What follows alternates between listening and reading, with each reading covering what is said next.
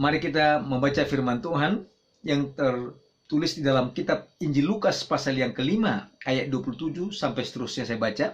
Perikopnya di sini, Lewi pemungut cukai mengikut Yesus. Kemudian ketika Yesus pergi keluar, ia melihat seorang pemungut cukai yang bernama Lewi sedang duduk di rumah cukai. Yesus berkata kepadanya, "Ikutlah aku." Maka berdirilah Lewi dan meninggalkan segala sesuatu lalu mengikut dia. Dan Lewi mengadakan suatu perjamuan besar untuk dia di rumahnya. Dan sejumlah besar pemungut cukai dan orang-orang lain turut makan bersama-sama dengan dia. Orang-orang Farisi dan ahli-ahli Taurat bersungut-sungut kepada murid-murid Yesus, katanya, "Mengapa kamu makan dan minum bersama-sama dengan pemungut cukai dan orang-orang berdosa?" Lalu jawab Yesus kepada mereka, katanya, "Bukan orang sehat yang memerlukan tabib, tetapi orang sakit. Aku datang untuk memanggil orang benar, bukan untuk memanggil orang benar, tetapi orang benar supaya mereka bertobat." Ya, puji Tuhan, dikatakan di saat dia melihat keluar, dikatakan dia melihat seorang yang sedang aktif di dalam tugasnya, yaitu orang Lewi. Di dalam istilah lain dikatakan ini Matius, pemungut cukai. Waktu dia melihat seperti itu, dia berkata kepada pemungut cukai, "Ikutlah aku." Kata mengikut di sini menjadi pengikut Yesus, yang sering kita dengar murid Yesus, atau dengan kata lain Kristen, artinya serupa dengan Kristus, pengikut Kristus, atau matetes. Ya, Lewi ini mengikut Tuhan dengan radikal. Kenapa saya katakan radikal? Karena pertobatannya sungguh-sungguh. Radikal yang dimaksud di sini maju dan berlangkah, berpikir dan bertindak. Ya, radikal yang dimaksud di sini hal yang positif, habis-habisan, berani melakukan segala sesuatu di dalam hal yang positif. Mari kita belajar dari Lewi ini dengan mengikut Yesus. Yang pertama, yang dilakukan orang Lewi ini berani meninggalkan segala sesuatu. Waktu orang Lewi ini mendengarkan perkataan Yesus, "Ikutlah aku." Yang pertama yang dilakukan, meninggalkan segala sesuatu. Yang dimaksud meninggalkan segala sesuatu itu bukan pekerjaannya langsung full time, tidak. Tidak. Ya. Yang dimaksud di sini, setelah mendengarkan firman Tuhan, dia meninggalkan keluarganya lalu full timers, tidak. Masuk sekolah kita, bukan itu yang saya maksud. Kalau itu memang Tuhan panggil untuk saudara, tidak masalah. Tapi yang dimaksud di sini, yang dilakukan oleh orang Lewi ini, berani meninggalkan segala sesuatu, artinya apa? Manusia lamanya. Ya, tabiat-tabiat lamanya. Seperti suka marah-marah, menjadi ramah. Seperti suka berbohong, mulai jujur, walaupun harganya berat. Suka tipu sana, tipu sini. Itu tabiat-tabiat lama. Sikut sana, sikut sini. Bahkan pikiran-pikiran yang lama. Ya, pikiran-pikiran yang tidak kudus di dalam kehidupan kita. Kita berubah. Yang dimaksud di sini meninggalkan manusia lamanya, meninggalkan sifat-sifat lamanya, dan mengenakan sifat-sifat yang baru di dalam Kristus. Perubahan itu adalah pertobatan. Perubahan yang dimaksud 180 derajat, bukan 360. Dari utara ke selatan. Bukan putar lagi. Ya. Banyak kita melihat yang menyebut dirinya orang Kristen, tapi bertahun-tahun dia menjadi Kristen. Tetapi tidak ada perubahan, tidak ada pertobatan, tidak ada buah dari pertobatan itu. Yang kita lihat di sini, orang Lewi ini, dia berani loh. Dia berani meninggalkan segala sesuatu. Manusia lamanya. Dikatakan 2 Korintus pasal yang ke-5 ayat 17. Barang siapa di dalam Kristus adalah ciptaan baru. Yang lama berlalu, yang baru sudah ada, datang. Artinya setiap hari terus kehidupan kita dipenuhi dengan pikiran-pikiran Kristus, kehidupan Kristus melalui kuasa firman dan rohnya. Jadi itu perubahan yang pertama. Dan yang kedua, kita melihat dari orang Lewi ini. Orang Lewi ini berani bersaksi. Dikatakan ayat yang ke-29. Karena dikatakan sejumlah besar pemungut cukai turut di sana. Sejumlah besar orang-orang berdosa turut di sana. Artinya apa? Waktu orang Lewi ini menerima Yesus, waktu orang Lewi ini mengikuti Yesus, kehidupannya secara yang pertama ada pertobatan yang luar biasa, ada pertobatan yang sungguh-sungguh. Yang kedua, ternyata orang yang mengalami kasih Kristus, orang yang mengalami jamahan Tuhan, orang yang mengalami kuasa firman Tuhan, ada suatu perubahan dan dikatakan dari dalam ada keluar air kehidupan. Artinya di dalam kehidupan orang ini ada keberanian untuk bersaksi. Dia tidak malu untuk bersaksi bahwa dia seorang pemungut cukai. Pada saat itu kalau pemungut cukai sangat adalah pekerjaan yang sangat disingkirkan orang. Jadi buah bibir orang, tidak disukai orang. Ya? Dia tidak malu. Yang kedua, dia tidak takut. Mungkin ada saudara-saudara di sana. Dia tidak takut. Dia tidak minder. Tapi justru dia berani. Pemungut cukai ini. Yang kedua, radikal. Berani bertindak. Yang kedua, dia berani bersaksi. Ini yang repot kadang-kadang. Orang ke gereja bawa Alkitab dibungkus dengan apa? Dengan koran. Supaya nggak ketahuan itu bahwa itu Alkitab. Iya. Saya ingat pernah. Kita ini sama-sama sekolah teologi ya. Makan di restoran Padang. Pas waktu mau berdoa, teman saya yang depan ini, dia pura-pura jatuhkan bolpoinnya ke bawah dalam nama Yesus. Karena di situ semua bukan orang Kristen. Artinya apa? Dia tidak mau, dia malu menunjukkan identitasnya sebagai pengikut Kristus. Tapi orang Lewi ini, dia berani bersaksi. Kita teringat Yohanes pasal yang ke-4. Wanita berdosa. Wanita yang sangat terkenal berdosa. Karena apa? Berzina. Tapi perhatikan. Waktu firman Tuhan itu, waktu perkataan Yesus itu mengubah kehidupannya. Yesus berkata, jika engkau minum air hidup ini, dari dalam akan keluar kehidupan. Perhatikan. Gak ada yang dorong-dorong dia untuk bersaksi. Gak ada yang ngajarin dia untuk bersaksi. Dikatakan ayat 28. Dikatakan setelah itu, wanita ini pergi ke kota. Kemana? Kota Samaria loh. Ya? Dan dia bersaksi di sana mengatakan segala sesuatu yang telah diberitahu oleh Yesus.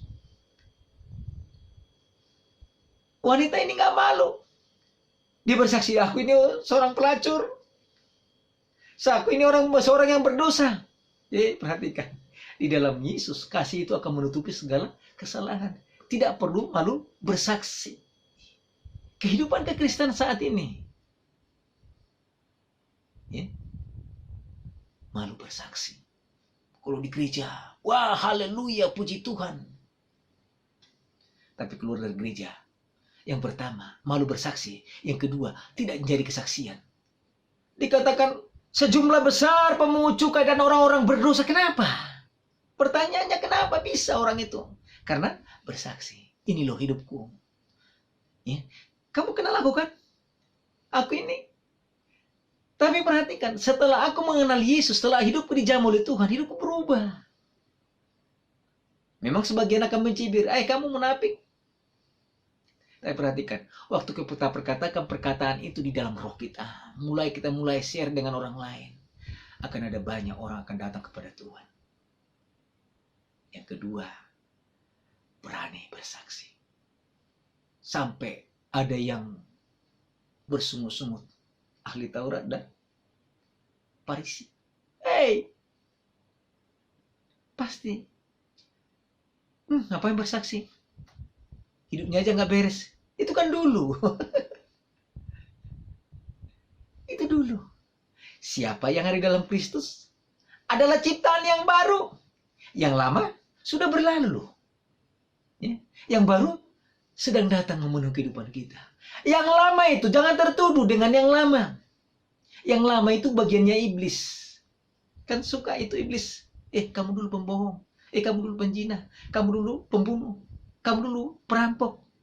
Kita harus berani katakan itu dulu. Sekarang hidupku. Hidup yang sudah dipenuhi dengan kasih Kristus. Hidupku bukannya aku tapi Kristus yang menghidupi aku, kata Paulus. Sehingga Paulus berani berkata apa? Ikutilah aku, ya, teladanku seperti aku mengikuti teladan Kristus. Jadi kehidupan kita ini kehidupan yang sudah diperbaharui. Jangan takut bersaksi. Untuk engkau bertumbuh dalam imanmu. Yang pertama tadi, berani, ya, bertobat sungguh-sungguh, berani meninggalkan segala sesuatu. Yang kedua, berani bersaksi. Ya, banyak di sana hidupnya sudah hancur-hancuran. Tapi waktu engkau datang, ceritakan. Kan orang sering mendengar kita yang sama profesinya. Ceritakan, dulu aku iya seperti kamu. Ada lagi sudah hilang pengharapan. Iya, dulu aku seperti kamu. Sudah susah. Tapi karena di dalam Yesus ada pengharapan. Pengharapan di dalam Tuhan tidak pernah mengecewakan. Orang itu akan mendengar saudara. Yang ketiga. Lewi ini selain berani bersaksi, yang ketiga, dia berani berkorban. Karena dikatakan, orang Lewi ini melakukan apa? Mengadakan sebuah perjamuan besar. Itu loh. Perjamuan besar. Untuk mengadakan suatu perjamuan besar, berarti butuh dana besar. Untuk butuh dana besar, berarti butuh uang besar. Tidak mudah menjadi pengikut Kristus. Tapi waktu dia mengalami kasih itu, ya, sangat mudah untuk memberi untuk Tuhan, untuk berkorban untuk pekerjaan Tuhan. Bertahun-tahun jadi Kristen, tapi pelitnya nggak tanggung. Bertahun-tahun mengaku dirinya Kristus, pengikut Kristus. Hanya doanya apa? Tuhan berkati aku, berkati aku, berkati aku, berkati aku. Nggak pernah dibilang, Tuhan jadikan aku berkat untuk orang lain. Saya melihat itu. Tapi orang Lewi ini mengadakan perjamuan besar. Berarti butuh dana besar. Ya? Saya berikan 3 tipe orang Kristen memberi. Tipe pertama, ini orang Kristen. Dia buat lingkaran. Dia buat lingkaran mungkin 1 meter diameternya. Ditaruh uangnya di atas tampi. Uang receh sama uang kertas. Ini hanya contoh. Dia bilang, Tuhan, aku akan persembahkan uangku ini kepada Tuhan. Nanti uangnya yang masuk ke dalam lingkaran ini, karena udah dibuat garis lingkaran, itu untuk Tuhan. Tapi kalau bukan masuk ke dalam, yang di luar semua itu untuk aku. Dia mulai taburkan ke atas tampinya sama uangnya gitu ya. Dia lihat hampir 3/4 masuk ke dalam lingkaran yang dia buatnya. Kaget dia. Dia bilang, kayaknya canda Tuhan. Kita ulang. Kayaknya tadi itu salah buang ke atas. Dia bilang, kita ganti. Yang di dalam punya saya, yang di luar punya Tuhan. Ya. Cukup fair. Dia buang uangnya ini ke atas gitu ya. Karena ada angin. Kebanyakan uangnya ini semua keluar gitu ya. Hanya tinggal sedikit yang di dalam lingkaran ini. Dia bilang, gak fair. Gak bisa. Dia mulai mikir, kalau begini, gua bisa miskin ini, bisa kere. Dia pakai otaknya. Tapi dia coba yang ketiga. Dia masukkan uangnya ini lagi ke dalam tampinya ini. Iya. Dia bilang sama Tuhan, Tuhan, karena Tuhan di atas, aku di bawah. Jadi nanti, waktu aku buang uangnya ini ke atas, semua uang yang di atas itu milik Tuhan. Yang jatuh ke bawah milik saya. Dia buang. Saya mau tanya. Ke bawah semuanya? Bawah. Ini tipe orang Kristen. Dia coba, ya, mempermainkan Tuhan. Tuhan mencari hati untuk memberi, bukan jumlah. Lihat janda yang ngasih 2 peser. Yesus berkata kepada murid-muridnya, janda ini memberikan seluruh hidupnya. Kenapa orang Lewi ini bisa memberikan seperti itu? Karena sudah memiliki kasih yang dari Yesus.